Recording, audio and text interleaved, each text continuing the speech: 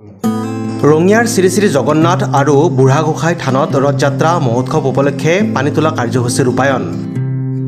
ৰঙিয়াৰ সীতাৰাস্থিত শ্ৰী শ্ৰী জগন্নাথ আৰু বুঢ়াগোসাঁই থানত ৰথযাত্ৰা উপলক্ষে আজি 21 জুনত পানী তোলা কাৰ্যসূচী ৰূপায়ণ কৰা হয়।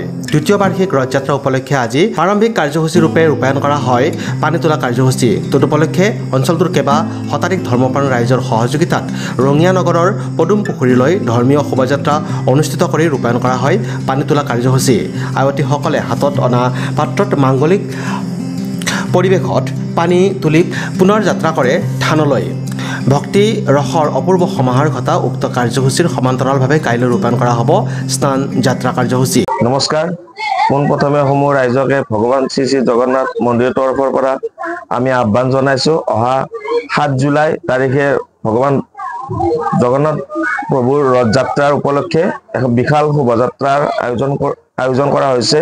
এই বিশাল শোভাযাত্ৰাত আপোনালোকৰ অংশগ্ৰহণ আমি শ্ৰদ্ধাৰে কামনা কৰিছোঁ। আজি এই সংগতি ৰাখি আজি পানী তোলা অনুষ্ঠান, অহাকালি প্ৰভু জগন্নাথ প্ৰভুক স্নান কৰা আছে, স্নান অনুষ্ঠানো আছে। এই অনুষ্ঠানতো আপোনাৰ অহাকালি সাদৰেৰে নিমন্ত্ৰণ জনালোঁ।